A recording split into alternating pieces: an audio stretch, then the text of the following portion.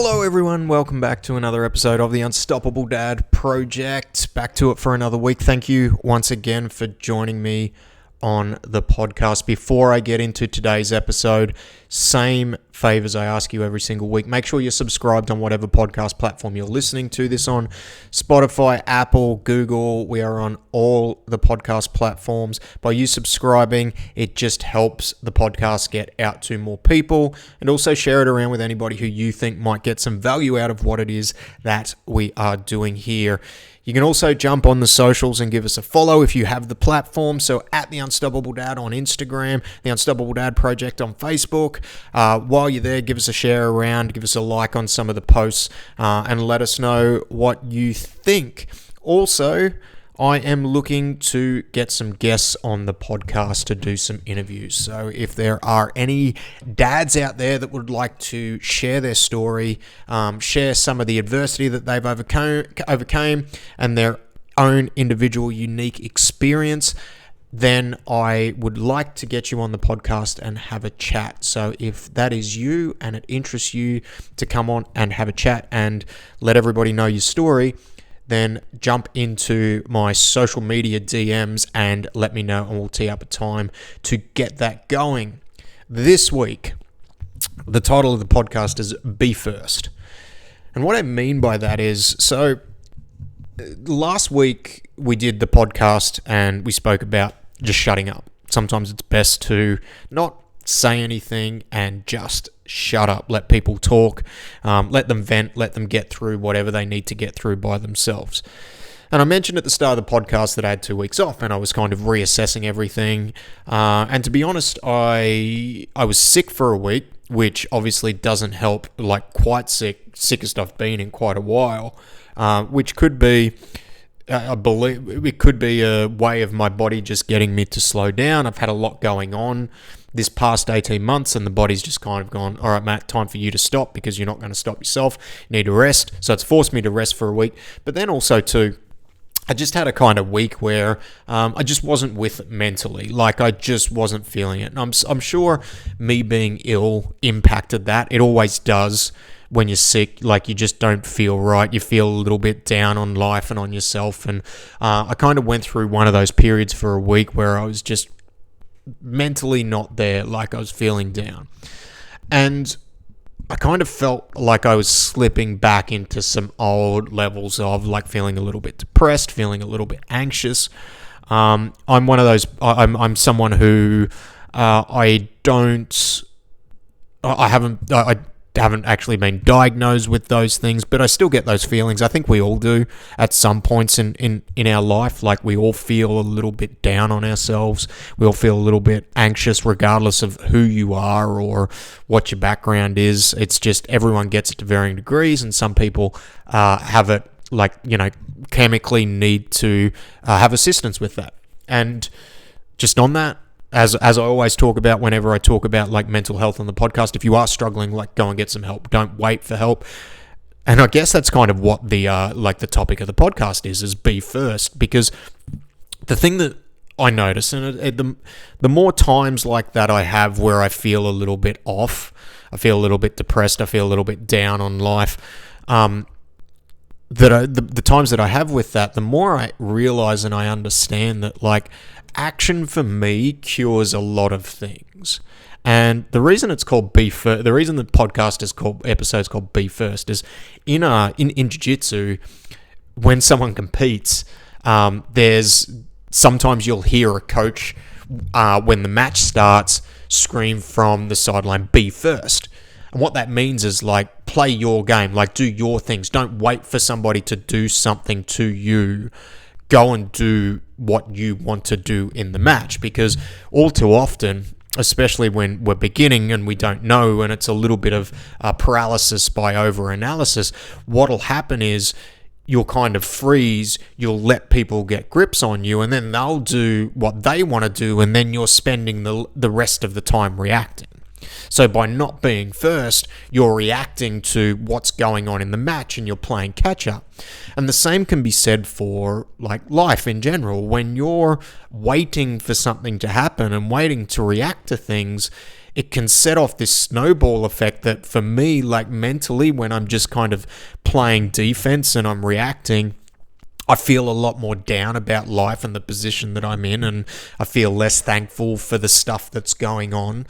Whereas when I'm on the front foot and I'm being first with my actions and I'm taking actions and I'm moving forward, I always tend to feel better about life. So it's just this week, I just wanted it to be a really short reminder that, like, don't wait. If there's something that you're waiting on and you're feeling down about yourself and you're feeling down about your, life and the circumstances and the situation that you're in, you need to be first. You need to go and take that first action. You need to go and take that first step, because by being on the front foot and moving things forward, what you will find is things will start to fall into place. And because you're taking action and you're not really having as much time to sit there and wallow and feel a little bit sorry for yourself. And look, don't get me wrong, sometimes you need that time to reflect, and you need that time to sit with the emotion, and you need that time to feel things and talk to people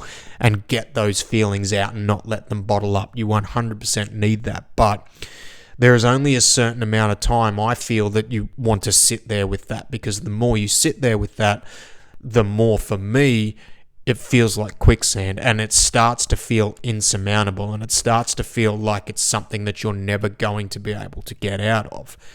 And the thing that tends to always snap me out of those periods in life where I am feeling a little bit down, I'm feeling a little bit dejected, and I'm feeling like I'm not really getting anywhere, is really being first and taking action. It's stopping thinking about things, stop being reactive to things, so stop waiting for things to come to you, going out and searching for things, going out and actively starting to do things that can help move you forward. Is just such a big thing that helps me with my mental health and my mental well-being, because all too often, whenever I look back after I've come out the other side of taking those times to reflect and, sitting it with those emotions for a while, the common thread is, like, I generally am not doing anything about it. And again, I'm not saying that's going to work for everybody. The best thing I think that anybody can do if you're feeling like that, and especially if you don't know what the action you need to take is, because this is the other thing, the longer for me that it goes on, the less certain I am about what action I need to take.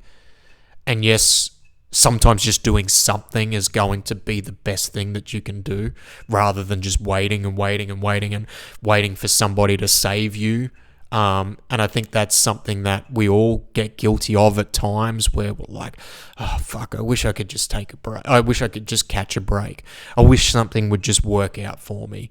And I know in the times where I've felt like that, I've been in that mindset, I really haven't been doing anything to, I don't know that deserves the word, but I'm going to use that. I haven't been doing anything to deserve to get that break, for things to fall into place.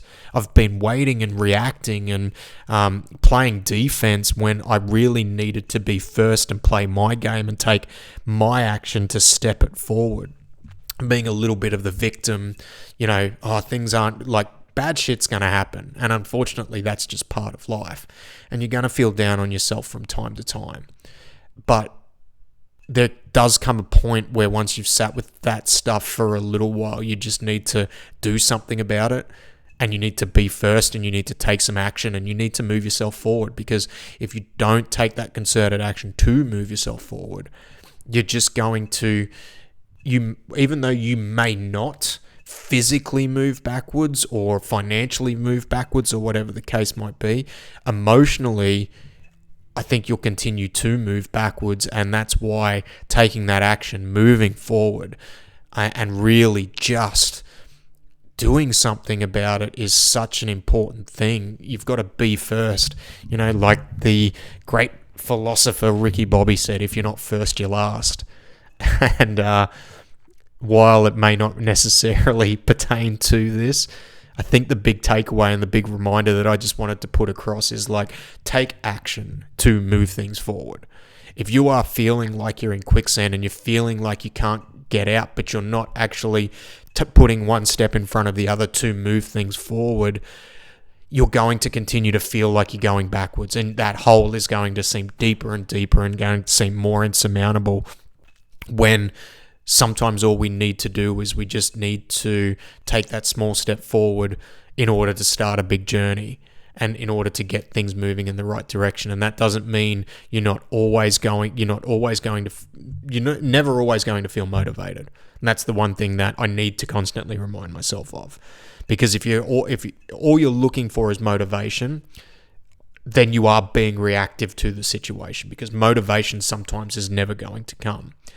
You need to kind of have that wherewithal and the follow through to actually start to take action and move those things forward, and stop waiting for somebody to save you. Stop waiting for something to happen, like a divine intervention, to come through and save you. And if you are really, I can't stress this enough, and I've said it so many times on so many different episodes on the podcast, if you're feeling like that, but you just don't know what to do next, go and get some help. Go and talk to somebody. Go and talk to a counselor, a psychologist if you need to. Sometimes talking to friends can help, and let them know, like, hey, like, I need help here. I'm looking for a bit of advice. What would you do in this situation? Because there's no shame in asking for help, and there's no shame in talking about that.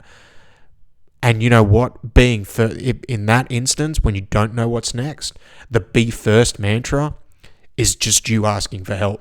That's the first action, and that's the first step.